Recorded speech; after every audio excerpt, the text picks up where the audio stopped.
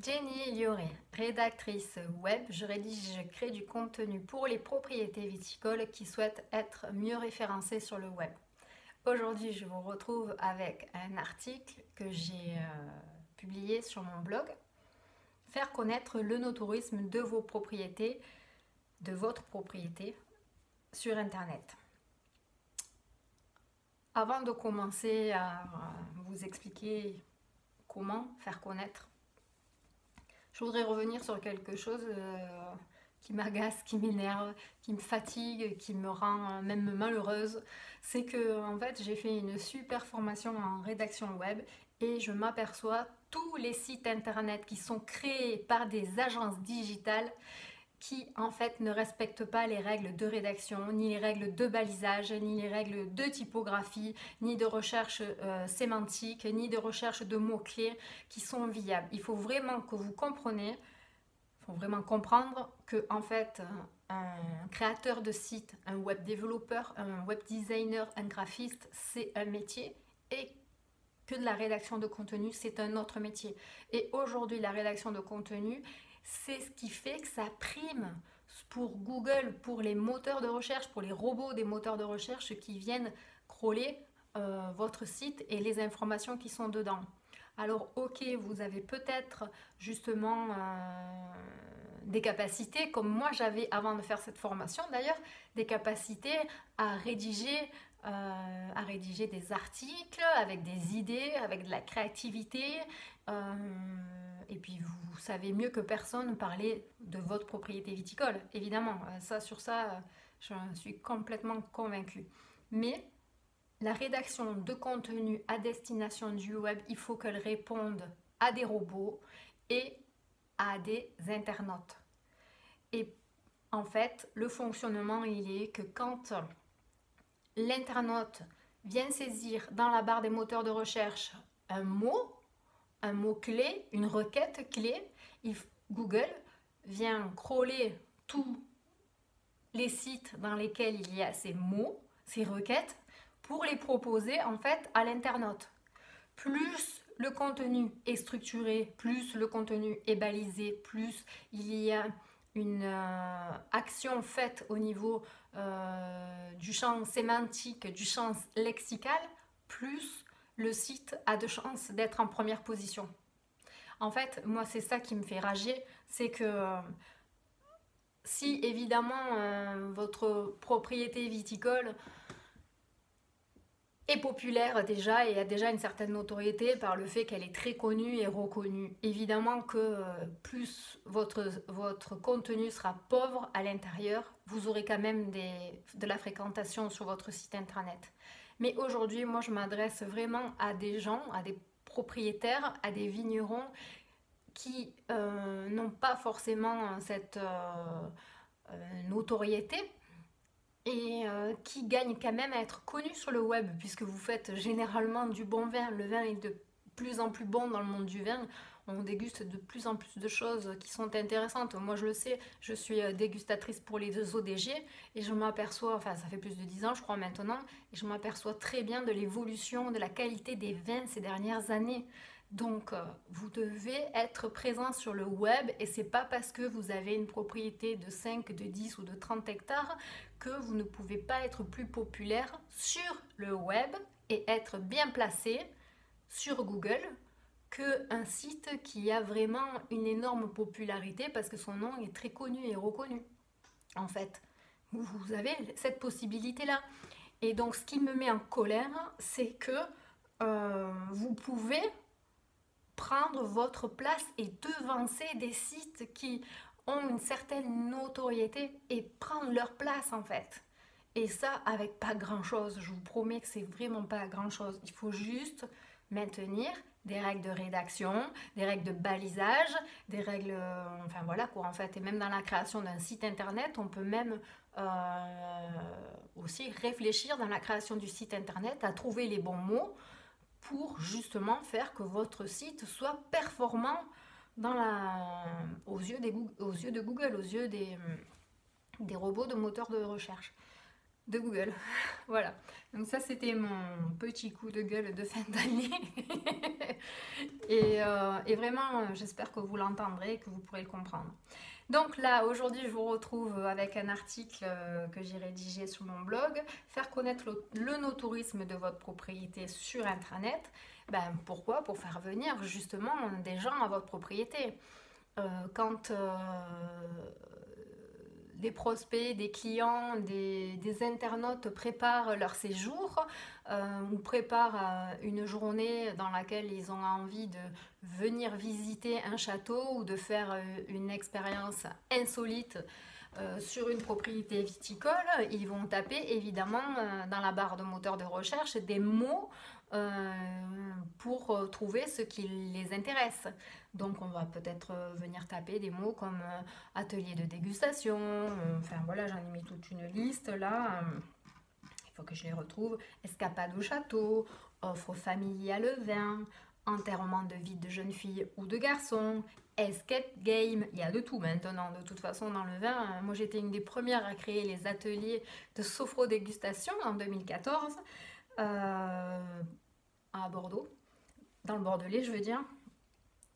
Mais aujourd'hui, voilà, il y a des découvertes du vignoble en gyropode, il y a dormir dans un chai, il y a faire une journée de vendange. Les gens viennent taper, saisir dans la barre de moteur de recherche, donc énormément de mots-clés. Alors, ces mots-clés, il faut pouvoir répondre en fonction des activités que vous avez sur votre site. Sur votre site touristique, sur votre site non touristique, sur votre boutique concrète au château, dans votre chai, en fait, là où vous recevez vos clients. Donc, comme je vous disais, ce n'est plus au travers du guide du routard aujourd'hui qu'on va monter son séjour non touristique. On va le monter par rapport à ce que Google va nous proposer. Et les clés que je conseille dans cet article de blog, c'est vraiment d'utiliser en tout premier lieu la notoriété de votre région viticole et de travailler ce champ sémantique-là, de travailler ce champ lexical-là. C'est-à-dire, c'est bien simple. Vous êtes, comme moi je suis aujourd'hui en Entre-deux-Mers, travaillez le champ lexical de l'Entre-deux-Mers, en fait. L'Entre-deux-Mers correspond à certaines animations, certaines appellations, certaines spécialités, certains monuments, certains événements, certains... Et en fait, c'est ça qu'il faut venir travailler. Et il faut venir le travailler surtout sur la fiche Google My Business. Donc je vous renvoie à ma vidéo, je crois que c'est plutôt de ce côté, je vous renvoie à ma vidéo sur travailler le SEO local, et surtout pour travailler le SEO local, travailler votre fiche Google My Business. Travailler, ça ne veut pas dire y passer des heures, quoi. Ça veut dire travailler le champ lexical, le champ sémantique de ce que vous allez proposer dans votre fiche, en fait. Plus vous allez utiliser les mots qui correspondent à l'entre-deux-mers avec, par exemple, la notoriété de la région viticole, les appellations, les spécialités locales, les monuments à découvrir et les événements, plus Google va s'intéresser à votre fiche plutôt qu'à celle de votre concurrent. Donc franchement, allez-y quoi. C'est pas sorcier en fait. Ensuite, ça prend un petit peu de temps, mais pas tant de temps que ça non plus, parce qu'après, ça permet de faire des ventes aussi. Ça permet d'avoir du trafic sur son site internet. Ça permet du coup de rentrer de l'argent. Donc moi je trouve que c'est pas si inintéressant que ça. Ensuite, sur votre site web, donnez envie aux touristes. Aujourd'hui, le gars, il a envie de préparer son séjour pour venir en Entre-deux-Mers. Je vais continuer puisqu'on y est. De venir en Entre-deux-Mers. Et donc, cet été, voilà, il a envie de venir en Entre-deux-Mers. Donc, en Entre-deux-Mers, il y a beaucoup d'activités à faire. Et pour donner envie, moi, je vous conseille de mettre des images de qualité. Une image vaut 1000 mots, ça on le sait, je ne sais pas si je vous en ai pas parlé dans la vidéo précédente, mais j'en parle tout le temps. Mais Google a besoin de 1000 mots. Ça, on est clair pour comprendre de quoi on s'adresse dans le contenu qu'il est en train de crawler.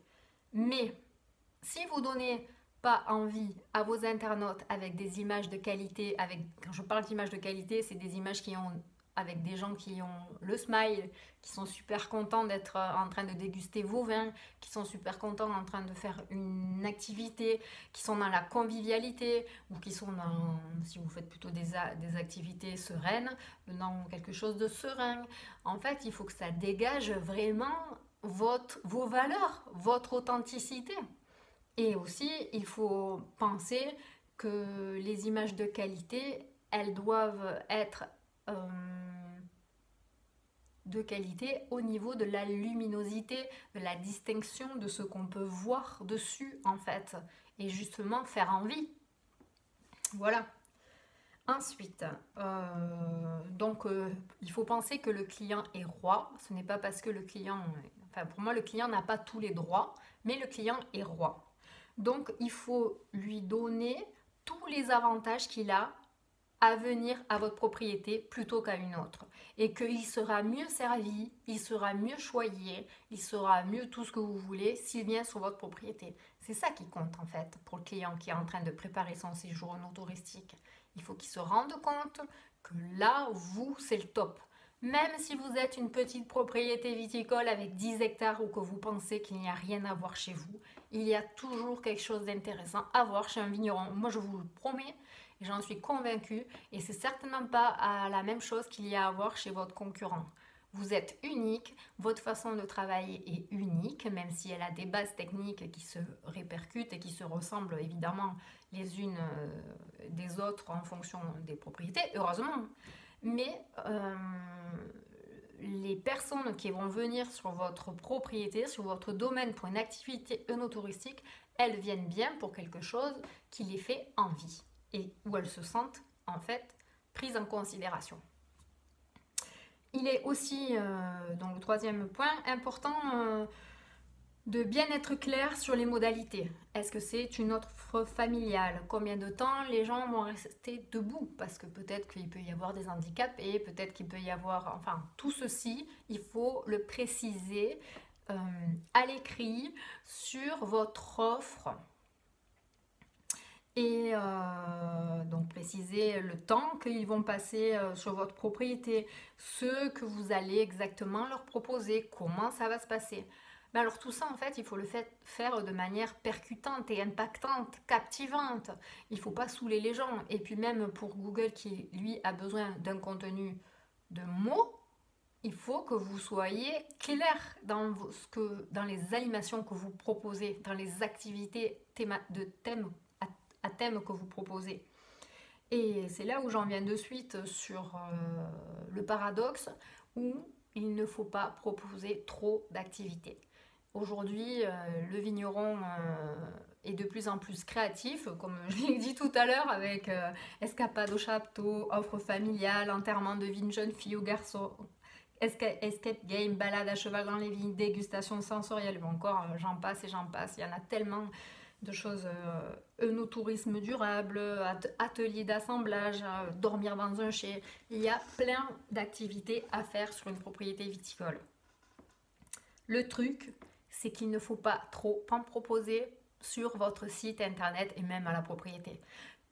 Pourquoi il ne faut pas trop en proposer et pourquoi moi je vous propose d'en proposer que 3? Parce que en fait, ça vous permet d'avoir 3 tarifs différents, de toucher 3 cibles différentes et de structurer justement vos propositions d'animation. Alors que si vous vous étalez, comme je vous disais, le vigneron est hyper créatif ces dernières années, il a envie de se distinguer de ses voisins, mais du coup, quand il y a trop de choix, Google, lui, en fait, il comprend plus rien en force. Si sur la même page, vous proposez un escape game, une balade à cheval, une dégustation sensorielle, un atelier œnologique, de l'œnotourisme durable, de l'atelier à Cormier et Vin, je peux vous dire que ça va, au contraire, en fait, venir faire ce qu'on appelle de la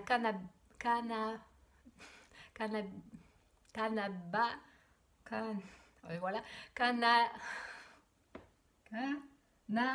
cannibalisation, de la cannabis, oh, j'y arrive pas. Ça va venir se cannabiliser, enfin, ça va se concurrencer et en fait, ça va pas faire quelque chose de positif dans votre recherche auprès des moteurs de recherche, quoi, en fait. Voilà. Oui, donc il y a des limites. Parce que il y a des limites parce que en fait, trop souvent, quand on crée comme ça une animation dont on est super fier, en plus, enfin moi je sais, ça me fait penser à quand j'avais créé les dégustations sensorielles.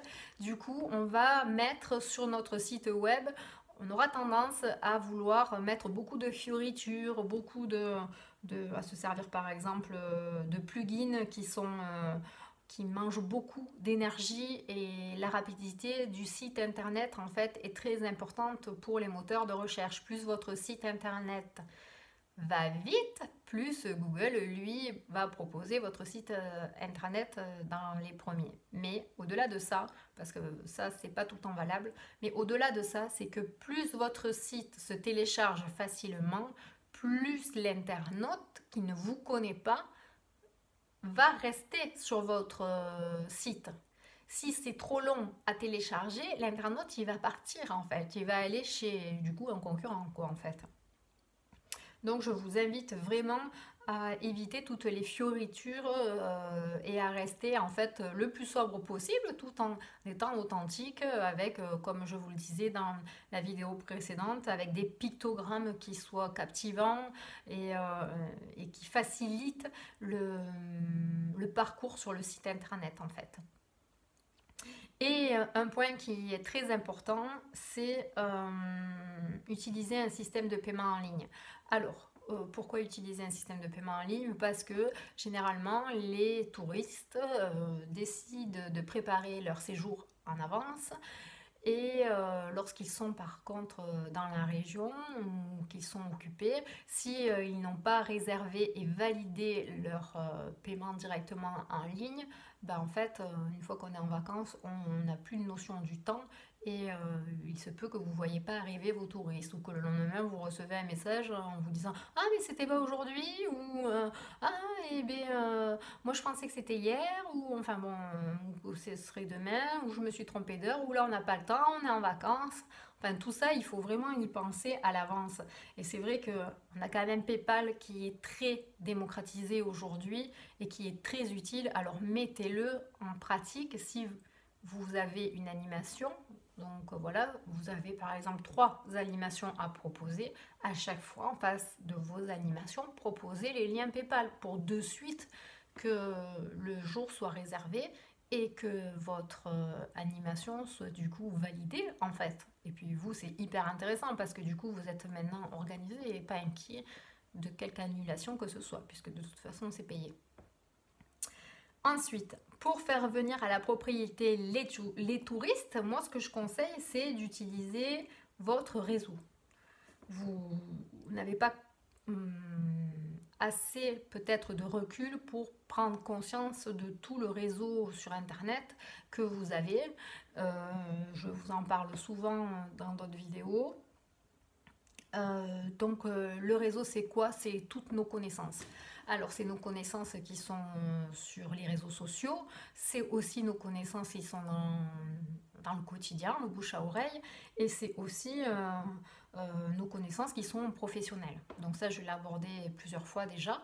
Là, on peut se servir du réseau, par exemple, comme je parlais tout à l'heure de l'Entre-deux-Mers, on peut parler du réseau des offices du tourisme de l'Entre-deux-Mers, des maisons des vins de l'Entre-deux-Mers et des syndicats viticoles de l'Entre-deux-Mers. Enfin, quand je dis des, parce qu'évidemment, il n'y a qu'un syndicat viticole de l'Entre-deux-Mers, mais vous êtes certainement sur une propriété où vous faites peut-être des côtes de Bordeaux, des vins de Bordeaux, des Bordeaux supérieurs, et même peut-être d'ailleurs des Saint-Émilion et des Sauternes, enfin voilà quoi. Et c'est utiliser tout ce réseau, toutes ces branches pour en fait faire référencer vos animations. Et trop souvent, vous faites une animation à la propriété, mais en fait, votre syndicat, il est même pas au courant, quoi.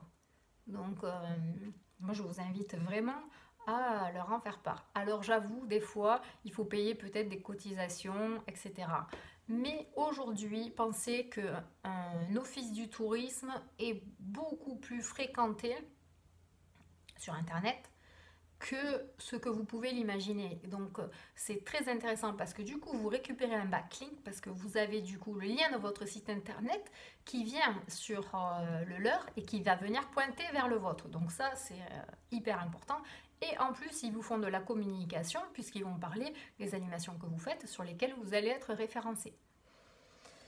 Donc vous pouvez ensuite vous inscrire dans les annuaires de sites et les applications. Alors là, je vous ai fait toute une petite liste des annuaires de ceux qui sont dédiés aux animations Esprit pour les châteaux, comme par exemple TripAdvisor, Visit French Wine pour recenser votre propriété si elle bénéficie du label Vignoble Découverte. Mais sachez que tout l'article que j'ai rédigé n'est pas pour les propriétés viticoles qui dépendent d'un label. C'est vraiment pour les propriétés viticoles qui peuvent proposer une animation à leur propriété sans forcément rentrer dans les normes d'un label, comme par exemple Vignoble et Découverte, en fait. Il y a aussi Wine Tour Booking qui est vraiment pas mal pour utiliser justement une technique de billetterie en ligne pour votre propriété. Vous avez Vin Explore pour informer vos événements œnotouristiques. Ça peut être à chaque fois des plus ou vous avez justement des backlinks, c'est-à-dire des liens qui vont venir pointer vers votre site. Et ça, moi, je trouve que c'est hyper intéressant parce que là, du coup, je vous en ai cité quelques-uns, comme aussi, j'ai pas fini, l'agenda du vin, le rue des vignerons, les Airbnb, c'est super utile aujourd'hui et super ludique de réserver une chambre ou on dit, un appartement, un immeuble, une maison sur Airbnb et en fait d'avoir justement sous le coude des animations qui peuvent être en rapport avec le no-tourisme, la dégustation de vin et du coup c'est vraiment très pratique en fait. Voilà, là je vous en ai cité 1, 2, 3, 4, 5, 6, j'arrive pas à compter, 1, 2, 3, 4, 5, 6, 7. 7, ça ferait déjà 7 backlinks. Pour un site d'une petite propriété viticole, 20 backlinks, c'est vraiment pas mal. Donc, vous arrivez déjà à vous positionner pas mal, quoi, en fait, moi, je trouve. Voilà. Ensuite, ce qui est très intéressant, c'est de venir dans le temps, par exemple 6 mois, un an après. C'est pour ça que c'est important de commencer maintenant, là, au mois de janvier, en début d'année, de mesurer dans 6 mois, un an, ou plutôt vers le mois de septembre-octobre, les résultats de cette communication œnotouristique. Parce que vous allez voir comment votre site va avoir pris en fréquentation, va avoir pris en popularité. Vous allez pouvoir savoir, grâce à la Search Console, j'en vous en parlerai peut-être une autre fois dans une autre vidéo, la Search Console va venir permettre de comprendre ce sur quoi il vaut mieux miser, ce sur quoi vos visiteurs de vos sites internet viennent en fait plutôt chercher des informations chez vous, quelles sont-elles et puis aussi peut-être que des fois ça peut engendrer des actions d'achat euh, autres que des ateliers d'ailleurs. Parce que si vous êtes assez frais pour faire passer un contenu qui donne envie de suite d'acheter, c'est encore mieux parce que la personne peut acheter votre vin même avant de venir à votre rencontre pour justement, une fois qu'elle a acheté le vin, et certainement en savoir un peu plus en venant à votre rencontre et en vous découvrant autour d'ateliers non touristiques. Voilà, ben, j'espère que vous comprendrez comme quoi c'est hyper important. Je fais que le dire dans toutes mes vidéos que c'est hyper important, mais oui, je fais des vidéos où c'est hyper important, sinon je ne les ferai pas. Je fais des vidéos pour aider tous les vignerons qui souhaitent, qui ont envie et qui comprennent que c'est important aujourd'hui d'être bien référencé sur le web et qu'on n'est pas forcément bien référencé sur le web en écrivant des actualités sur notre blog si elles n'ont aucune recherche sémantique, aucune structure, aucun balisage en fait. Google lui demande vraiment un contenu de qualité pour ses internautes et un contenu de qualité pour les robots en fait. Ce qui ne veut pas dire que quand je rédige du contenu, je rédige comme un robot. Pas du tout. Vous pouvez aller sur tous mes articles. Ce sont des contenus qui sont travaillés avec un champ sémantique, un champ lexical, des mots-clés, des requêtes qui sont en fait importantes pour Google. Voilà. Je vous souhaite, je sais pas, moi je suis pas l'habitude de souhaiter forcément de passer, voilà, je suis pas une fan de Noël en fait, mais bon, ça me fait plutôt rire, mais je vous souhaite de passer de très bonnes fêtes parce que moi voilà ce que j'aime, c'est manger et boire dans les fêtes. Après le reste pour moi c'est un peu fake quoi. Mais voilà, on peut donc du coup passer, je vous souhaite du coup de passer de belles fêtes de fin d'année, de vous régaler au niveau gastronomique, parce que c'est l'occasion de mettre les petits plats dans les grands, de déguster des grands vins, ou en tout cas des vins qui vous font vibrer, qui vous émerveillent. Ça, moi c'est ce que j'aime. Je vous propose de mettre un pouce bleu, enfin un pouce en l'air si cette vidéo vous a plu. Et puis à tout bientôt. Au revoir et merci de votre écoute. J'espère que vraiment vous prendrez en considération mes conseils. Au revoir.